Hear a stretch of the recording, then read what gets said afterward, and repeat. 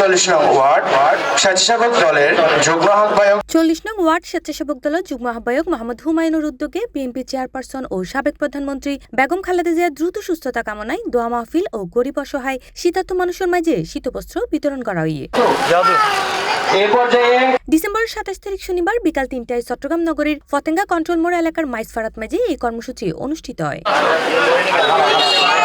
মোহাম্মদ হুমায়ুনের সভাপতিত্বে এবং মোহাম্মদ মিহারের সঞ্চালনায় এই আয়োজনত মেজে বিশেষ অতিথি হিসেবে উপস্থিত আছেন 40 নং ওয়ার্ড স্বেচ্ছাসেবক দলের আহ্বায়ক আলমগীর বাদশাহ, পতেঙ্গা থানা স্বেচ্ছাসেবক দলের সিনিয়র যুগ্ম আহ্বায়ক এম এ মতিন, 40 নং ওয়ার্ড স্বেচ্ছাসেবক দলের যুগ্ম আহ্বায়ক মোহাম্মদ এনাম, পতেঙ্গা থানা স্বেচ্ছাসেবক দলের সদস্য মোহাম্মদ সোহেল এবং ব্যবসায়ী মোহাম্মদ মুসা। প্রতিটি ওয়ার্ডে প্রত্যেক ইউনিটে সবাই যেন এইভাবে এই গরিব অসহায়ের কাছে সবাই সহযোগিতা করে।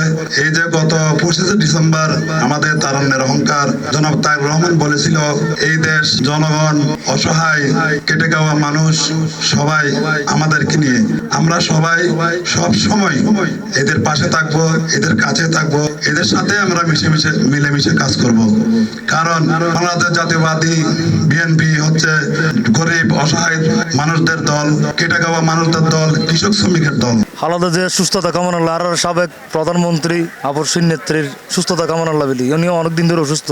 সামনে নেতৃত্বে আর আগায় যাই আর মেন লক্ষ্য দি আর লিডার ইয়ে হবে আর অনুযায়ী চললাম আর নেতৃত্ব আর আজ ইয়ে প্রায় 120 জনের আর সম্বল বিতরণ করছি। আর আমি মনে করি দি রাজনীতি শুধু ক্ষমতার লাগলি না, ইবে সুখে দুঃখে মানুষের পাশে দাঁড়ান। আর আমি স্বেচ্ছাসেবক দলের অনুসারী, স্বেচ্ছাসেবক দলের হামিল দিয়ে মানুষের পাশে দাঁড়ানো।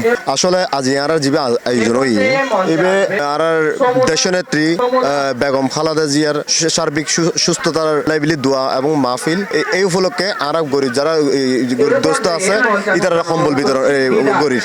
কর্মসূচির শুরুতেই বেগম খালেদা জিয়ার দ্রুত আরোগ্য কামনায় বিশেষ দোয়া মাহফিল অনুষ্ঠিত হয়। পরবর্তীতে 120 জন গরিব ও অসহায় শীতার্ত মানুষের মাঝে শীতবস্ত্র বিতরণ করা হয়।